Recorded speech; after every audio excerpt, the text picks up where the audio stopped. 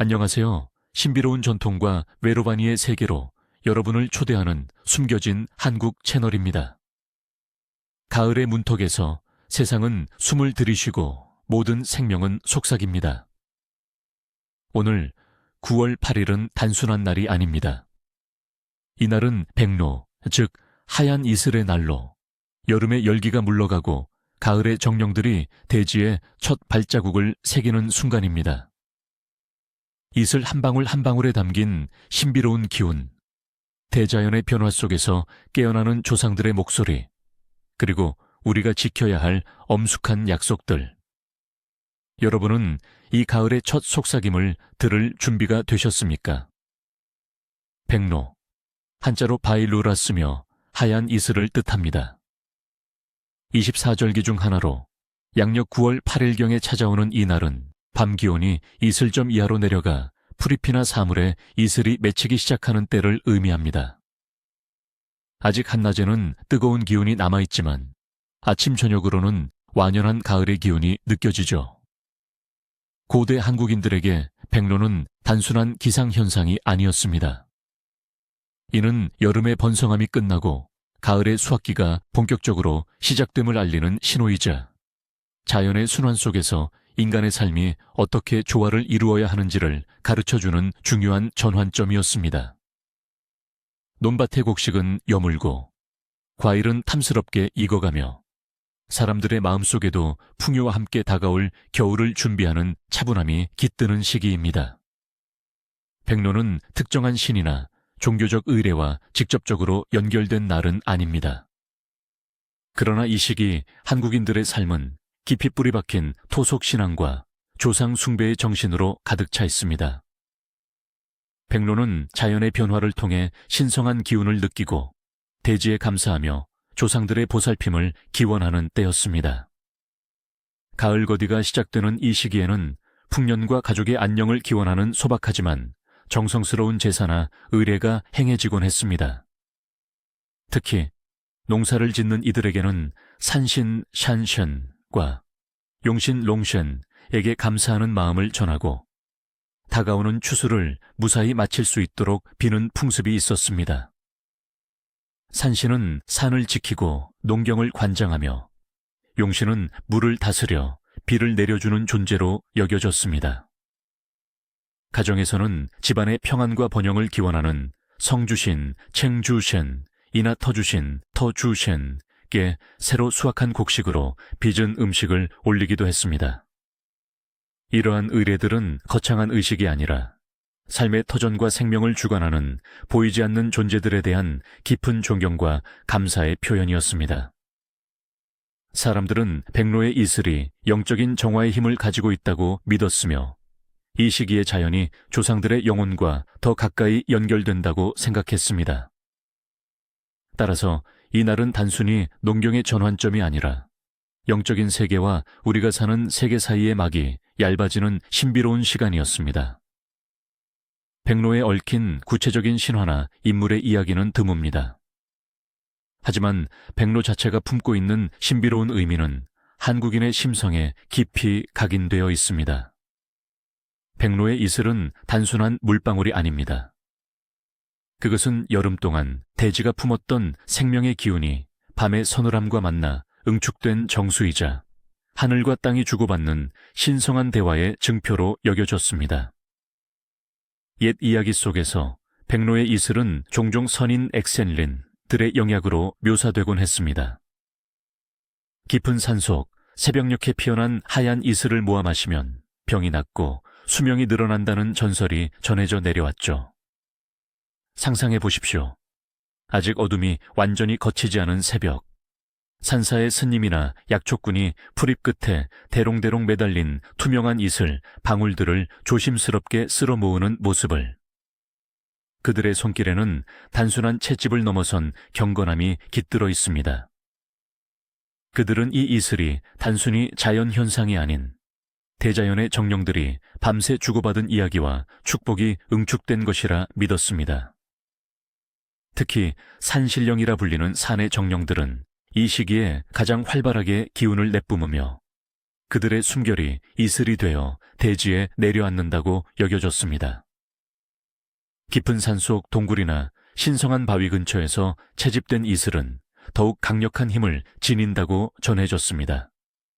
이를 모아 마시면 육신의 병뿐만 아니라 마음의 번뇌까지 씻겨 내려가 맑고 투명한 정신을 얻을 수 있다고 믿었죠.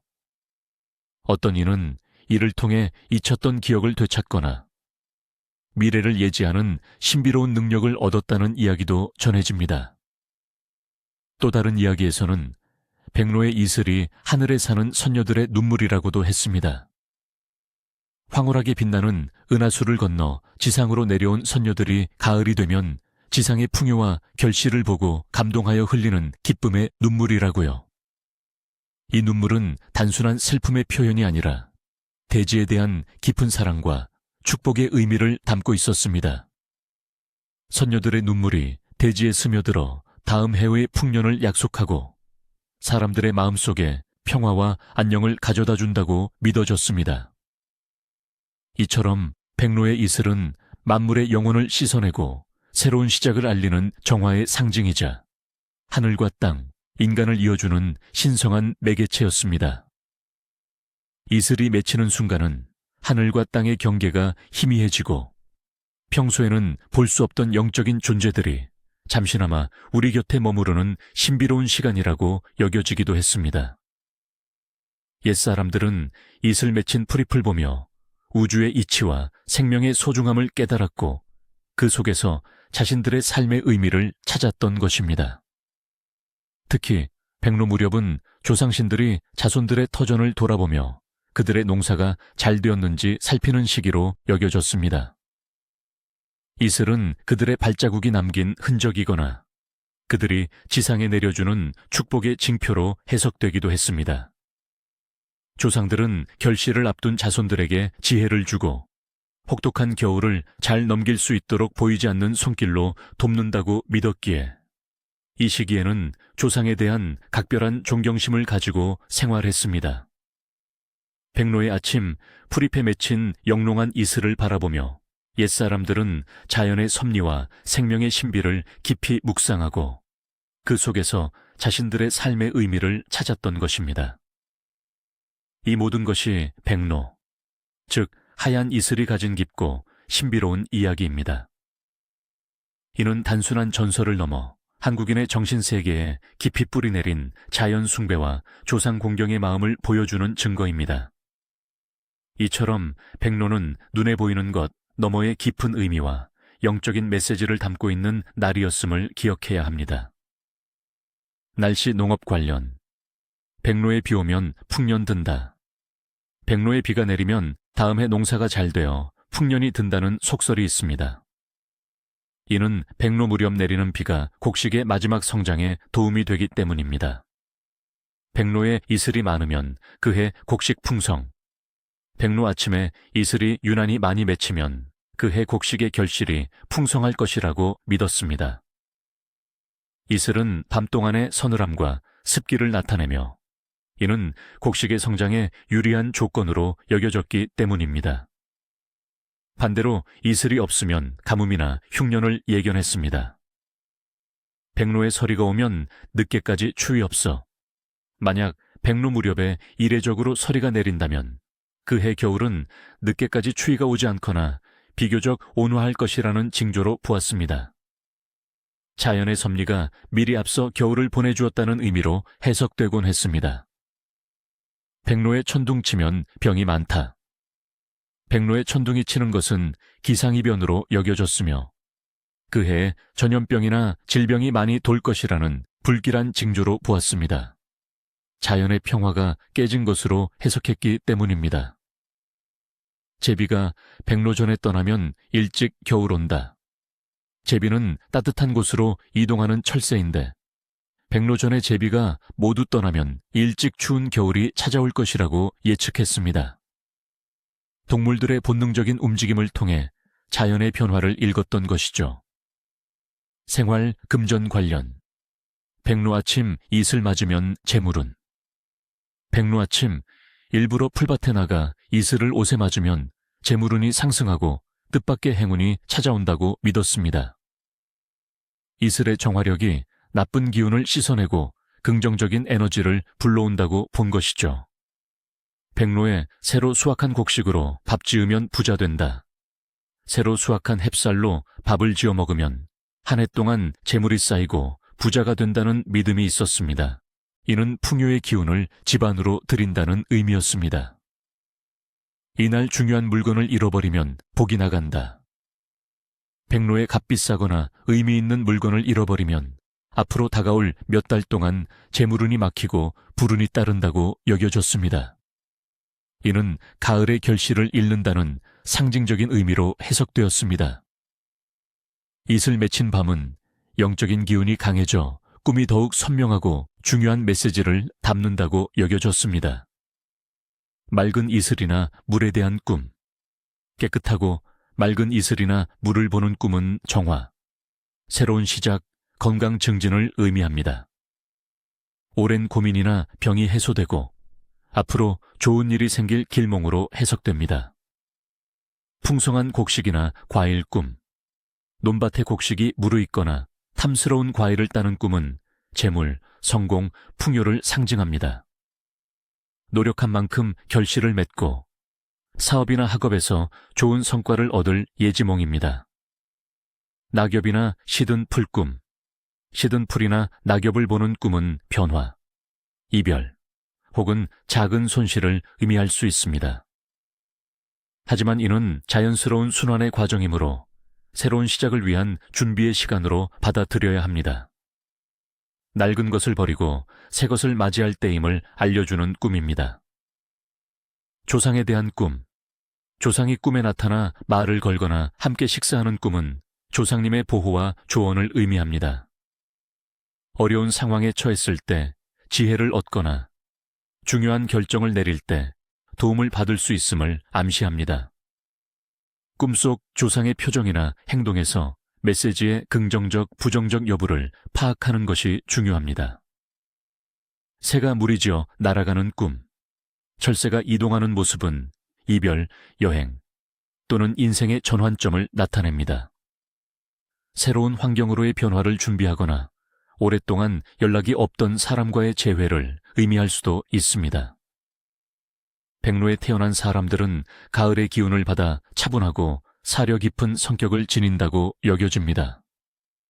그들은 자연의 섬세한 변화를 잘 감지하듯 타인의 감정이나 주변 환경의 미묘한 흐름을 민감하게 포착하는 능력이 뛰어납니다. 결실의 계절에 태어났기에 인내심이 강하고 맡은 일을 끝까지 책임지며 노력한 만큼 반드시 결실을 맺는 타입입니다. 또한 깊은 통찰력과 지혜를 지니고 있어 복잡한 문제를 현명하게 해결하며 예술적 감각이나 뛰어난 직관력을 발휘하는 경우가 많습니다. 겉으로는 조용하고 신중해 보이지만 내면에는 강한 의지와 끈기를 품고 있습니다. 때로는 가을의 쓸쓸함처럼 약간의 고독을 즐기기도 하지만 이는 세상을 더 깊이 이해하려는 그들만의 방식입니다. 그들은 주로 교육, 연구, 예술, 농업 등 꾸준한 노력과 집중이 필요한 분야에서 두각을 나타내며 타인에게는 편안함과 안정감을 주는 존재가 됩니다. 한국 문화에는 서양의 성명축일 또는 이름의 날과 같은 특별한 전통이 없습니다. 대신 우리는 개개인의 생일을 축하하고 존중하며 조상의 성씨를 이어받는 것을 중요하게 여깁니다. 따라서 백로날에 특정 이름을 가진 사람들을 축하하는 풍습은 없습니다. 그러나 이날 태어난 모든 이들은 백로의 신비로운 기운 속에서 건강과 지혜, 그리고 풍요를 기원받는다고 믿을 수 있습니다. 1. 추수감사 및 조상에게 첫 수확물 올리기. 목표. 다가올 풍성한 추수에 대한 감사와 조상들의 보살핌에 대한 존경을 표하고 가족의 안녕과 번영을 기원합니다. 준비물. 새로 수확한 햅쌀 또는 제철 과일, 핵곡식으로 만든 간단한 음식, 깨끗한 물 한 사발, 향 또는 촛불, 깨끗한 상이나 공간. 시기 및 방법. 백로 아침이나 저녁, 조용하고 깨끗한 장소에 작은 상을 차립니다. 상 위에는 색색의 보자기를 깔아 정성을 더하고 준비한 햅쌀이나 제철 과일을 정갈하게 올립니다. 특히 그해 처음 수확한 곡식은 한 알 한 알이 생명의 귀함을 담고 있기에 가장 깨끗하고 좋은 것으로 골라 올렸습니다. 물 한 사발은 조상들의 갈증을 해소하고 마음을 맑게 하는 의미로 옆에 둡니다. 향을 피우거나 촛불을 켜서 경건한 분위기를 조성하고 집안의 어른이 먼저 머리 숙여 절을 올린 후 다른 가족 구성원들이 그 뒤를 따릅니다. 말로 표현하기 어려운 감사의 마음과 가족의 건강, 화목을 바라는 간절한 소망을 마음속으로 전합니다. 기도문, 예시. 천지신명께서는 만물을 기르시고 조상님께서는 저희를 보살피시어 여름 내내 땀 흘려 가꾼 이 땅의 첫 결실을 허락하시니 깊이 감사드립니다. 이 작은 정성을 받으시어 저희 가족에게 평안과 번영을 내려주시고 다가올 겨울을 무사히 넘길 지혜와 힘을 주시옵소서. 후처리. 제사가 끝난 후 올렸던 음식은 가족들이 모두 모여 나누어 먹습니다. 이 과정은 조상과의 소통을 마무리하고 가족 간의 사랑과 유대를 강화하는 중요한 행위입니다. 함께 음식을 나누면서 조상들의 은혜를 다시 한번 되새기고 서로에게 덕담을 건네며 화목한 시간을 보냅니다. 남은 물은 집안의 화분이나 마당에 뿌려 생명을 다시 돌려주고 자연과의 순환을 이어가는 의미를 더합니다. 이 의식은 단순한 음식을 바치는 행위를 넘어 자연과 조상, 그리고 가족이라는 공동체에 대한 깊은 경애와 감사를 표현하는 문화였습니다. 2. 백로 이슬 정화의식. 목표. 백로의 신성한 이슬 기운을 받아 몸과 마음을 정화하고 질병을 예방하며 미용과 건강을 증진시킵니다. 준비물. 깨끗한 면포, 작은 손수건, 깨끗한 유리병, 이슬을 담을 용기. 시기 및 방법. 백로 당일, 해가 뜨기 전 이른 새벽에 진행합니다. 아직 어스름이 남아있는 시간, 인적이 드물고 오염되지 않은 깨끗한 풀밭이나 숲으로 나갑니다. 고요함 속에서 풀잎이나 꽃잎에 맺힌 영롱한 이슬 방울들을 깨끗한 면포로 조심스럽게 쓸어 모읍니다. 이때 이슬이 사라지기 전에 최대한 많이 모으는 것이 중요하다고 여겨졌습니다. 면포가 촉촉해지면 깨끗한 유리병에 짜 넣습니다. 이슬을 모으는 동안에는 잡념을 버리고 오직 자연의 신비로운 기운에 집중하는 것이 중요합니다. 주문, 예시. 밤새 하늘에서 내려앉은 하얀 이슬이여, 만물의 생명을 적시되든 나의 몸과 마음을 깨끗이 씻어내소서. 모든 불순한 기운을 물리치고 질병으로부터 나를 보호하며 순수하고 맑은 기운으로 건강과 아름다움을 채워주소서. 이 이슬의 정수가 내게 새로운 생명력을 불어넣기를 원하나이다. 후처리. 모은 이슬은 소량씩 아침 세안 시 마지막 헹굼물로 사용하거나 피부에 살짝 발라줍니다. 음용은 위생상 권장하지 않습니다. 이슬이 피부에 닿을 때 그 차갑고 맑은 기운이 몸속으로 스며들어 정화되는 상상을 하는 것이 중요합니다. 이 의식을 통해 자연과의 교감을 느끼고 백로가 가져다주는 생명의 기운을 온전히 받아들이려는 마음가짐이 중요합니다. 이슬의 신비로운 힘이 내면의 평온과 활력을 가져다 줄 것이라고 믿었던 것입니다. 3. 가을맞이 대청소 및 기운 환기. 목표. 여름 동안 쌓인 묵은 먼지와 탁한 기운을 제거하고 다가오는 가을과 겨울을 맞이하여 집안에 새로운 기운과 맑은 복을 불러드립니다. 준비물. 일반적인 청소도구, 빗자루, 걸레 등 깨끗한 물, 환기를 위한 창문. 시기 및 방법. 백로 당일이나 그 전후로 날씨가 맑은 날, 온 가족이 함께 집안 전체를 대대적으로 청소합니다. 여름 동안 땀과 습기로 축축하고 묵은 기운이 쌓였을 만한 곳들을 특히 신경 써서 청소합니다. 모든 창문을 활짝 열어 집안 곳곳에 쌓인 묵은 기운과 좋지 않은 에너지를 밖으로 내보내고 시원하고 맑은 가을 공기가 집안을 가득 채우도록 합니다. 구석구석 쌓인 먼지를 털어내고 바닥을 깨끗이 닦으며 필요 없는 물건들은 정리하여 버립니다. 주의사항. 청소를 할 때는 단순히 물리적인 청소뿐만 아니라 집안의 나쁜 기운과 불운을 쓸어낸다는 마음가짐으로 임하는 것이 중요합니다. 특히 현관은 복이 들어오는 길목이므로 더욱 깨끗하게 관리해야 합니다. 환기를 통해 새로운 가을의 기운이 집안으로 들어올 수 있도록 충분한 시간을 할애하고 햇살이 집안 곳곳을 비추도록 하는 것이 좋습니다. 후처리. 청소 후에는 깨끗하게 정돈된 공간에서 가족들과 함께 향초를 켜거나 향긋한 차를 마시며 평화로운 시간을 보냅니다. 이는 집안에 긍정적인 에너지를 채우고 화목을 도모하는 행위입니다. 또한 작은 꽃이나 식물을 놓아 자연의 생명력을 집안으로 불러들이는 것도 좋은 방법입니다. 이로써 집안은 다가올 가을과 겨울의 차분함과 안정을 맞이할 준비를 마치게 됩니다. 백로 무렵은 핵곡식과 제철 과일이 풍성하게 나는 시기입니다.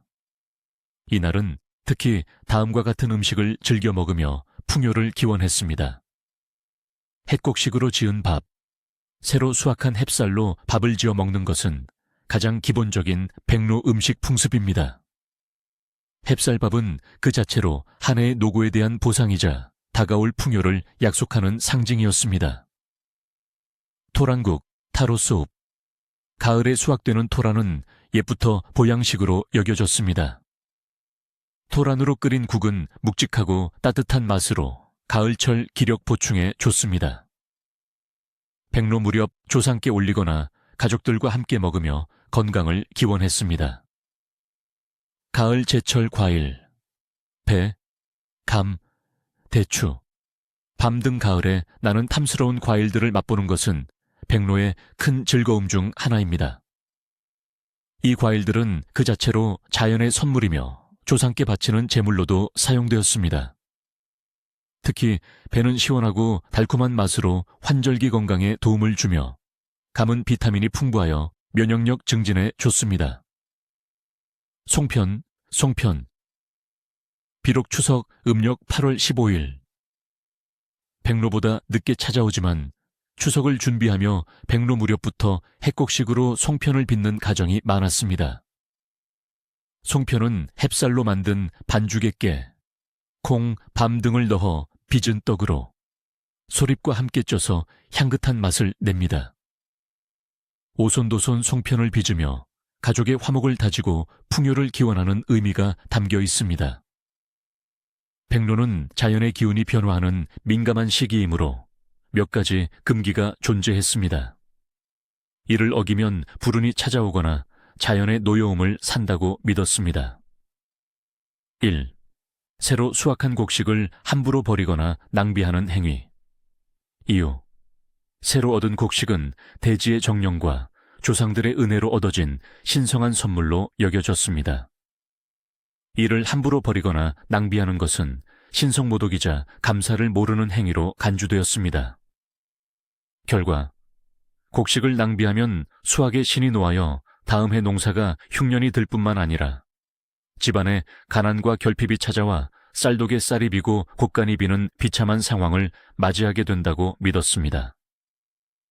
또한 귀한 것을 소홀히 다루면 재물운이 크게 나빠져 예상치 못한 지출이 생기거나 애써 모은 재물이 허무하게 사라지는 불운을 겪을 수 있다고 경고했습니다. 식량은 생명 그 자체이므로 그 낭비는 생명의 낭비와 같았습니다. 추, 부모나 조상에게 불효하거나 무례하게 구는 행위. 이유. 백로는 가을의 결실을 통해 조상들의 은혜를 되새기는 시기입니다. 조상들의 보살핌이 있었기에 현재의 풍요가 가능했다고 믿었으므로 그들의 후손인 부모님이나 돌아가신 조상에게 불효하는 것은 가장 큰 죄악 중 하나로 여겨졌습니다. 결과 조상신이 놓아여 집안의 우환이 끊이지 않고 대대로 내려오던 조상의 가호가 끊어져 자손들에게 불운이 대물림된다고 믿었습니다. 중요한 사업이 실패하거나 가족 구성원 간의 불화가 깊어져 가정이 산산조각나고 평화가 깨질 수 있다고 경고했습니다.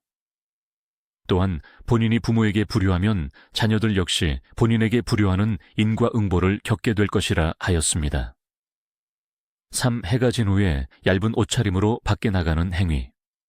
이유. 백로 무렵은 밤 기온이 급격히 떨어져 이슬이 맺히기 시작하는 때입니다. 옛사람들은 이슬 내리는 밤에 차가운 기운이 단순히 육체적인 냉기뿐만 아니라 잡귀나 질병을 유발하는 나쁜 기운을 동반한다고 믿었습니다. 얇은 옷차림은 이러한 사악한 기운에 몸을 취약하게 만든다고 보았습니다. 결과, 쉽게 감기에 걸리거나 원인 모를 질병에 시달릴 수 있으며 옛사람들은 이슬 내리는 밤에 활동하는 잡귀나 차가운 음기가 몸에 스며들어 운이 나빠지거나 불길한 꿈을 꿀 수 있다고 경고했습니다. 이는 단순한 건강 문제를 넘어 영적인 취약성으로 이어져 좋지 않은 기운에 쉽게 노출된다고 보았습니다. 4. 특별한 이유 없이 나무를 베거나 자연을 훼손하는 행위. 이유. 모든 자연물에는 정령이 깃들어 있다고 믿었으며 특히 오래된 나무나 숲은 산신이나 터주신이 머무는 신성한 공간으로 여겨졌습니다. 백로는 자연이 결실을 맺는 시기이므로 이때 자연을 훼손하는 것은 자연의 섭리를 거스르는 행위로 보았습니다. 결과, 산신이 놓아여 집안에 불운이 닥치거나 뜻밖의 사고를 당할 수 있다고 믿었습니다.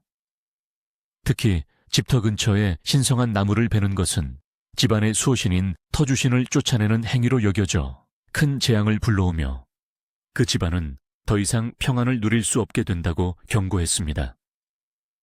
이는 땅의 기운을 거스르는 행위로 토지 관련 문제나 재산 손실로 이어질 수도 있다고 했습니다. 5. 농기구를 불결하게 방치하거나 함부로 다루는 행위. 이유. 농기구는 한 해 동안 농부의 땀과 노력이 담겨 있는 소중한 도구이자 농사의 신성한 노동을 돕는 매개체였습니다. 백로는 수확을 마무리하거나 준비하는 시기이므로 이 시기에 농기구를 소홀히 다루는 것은 농사의 신에 대한 불경으로 여겨졌습니다. 결과, 다음 해 농사에서 실패를 겪거나 농기구가 쉽게 망가져 일에 차질이 생길 수 있다고 믿었습니다. 또한 귀한 도구를 소홀히 다루면 재물복이 달아나고 애써 모은 곡식이 쥐나 해충으로 인해 피해를 입는 등 불운이 따른다고 경고했습니다. 노동의 도구에 대한 존중은 노동의 결실에 대한 존중으로 이어졌습니다.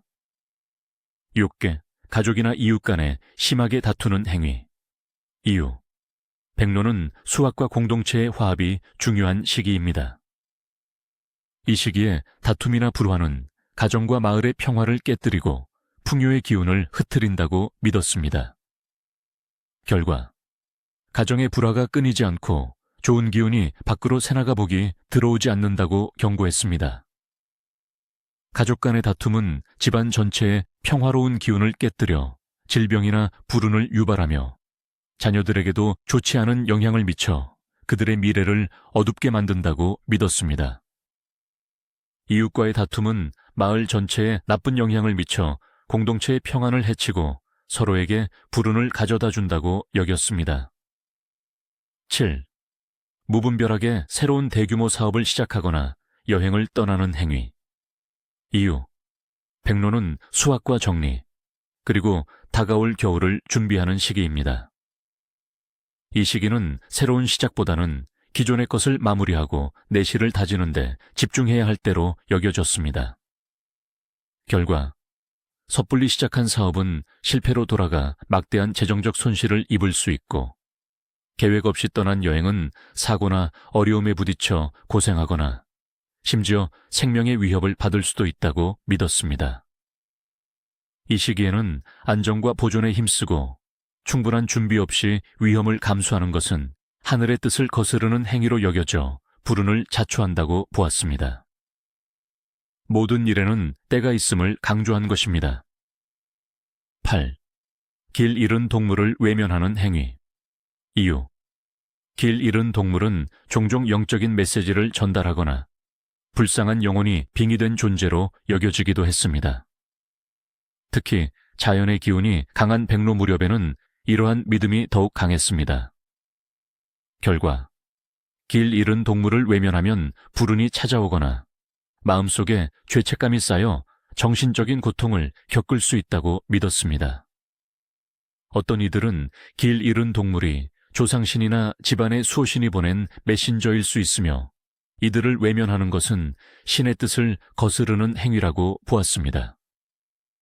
작은 생명에게 베푸는 자비는 결국 자신에게 돌아와 큰 복으로 이어지고 그 반대는 불운으로 이어진다고 보았습니다. 9. 저녁에 큰 소리로 떠들거나 방정을 떠는 행위. 이유. 백로의 밤은 이슬이 내리고 자연의 기운이 가라앉는 고요한 시간입니다. 이때 소란을 피우는 것은 자연의 평화를 방해하고 밤에 활동하는 영적인 존재들을 불쾌하게 만들 수 있다고 보았습니다. 결과, 밤에 정령들이 놓아여 집안에 시끄러운 일이 끊이지 않거나 가족 구성원들이 불안감을 느끼고 잠을 설치는 등 불면과 악몽에 시달릴 수 있다고 경고했습니다. 고요한 밤의 기운을 방해하는 것은 자연의 질서를 어지럽히는 행위로 평화롭고 안정적인 에너지가 집안에서 사라지게 만든다고 믿었습니다. 밤은 사색과 휴식의 시간으로 존중되어야 했습니다. 실. 중요한 의사결정을 경솔하게 내리는 행위.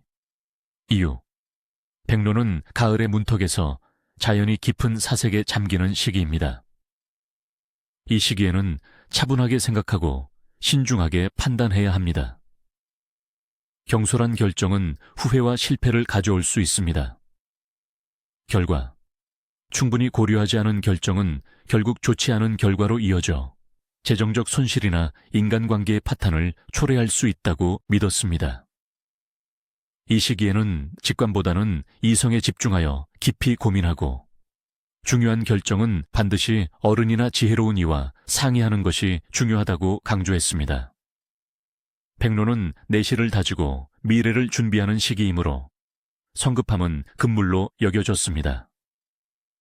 백로, 하얀 이슬의 날은 우리에게 자연의 섭리를 겸허히 받아들이고 조상들의 지혜를 되새기며 다가올 계절을 경건하게 맞이할 것을 가르쳐줍니다.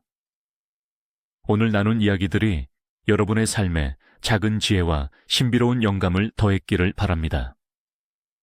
자연의 순환 속에서 우리는 모두 연결되어 있음을 잊지 마십시오. 다음 시간에도 흥미로운 이야기로 다시 찾아뵙겠습니다. 안녕히 계십시오.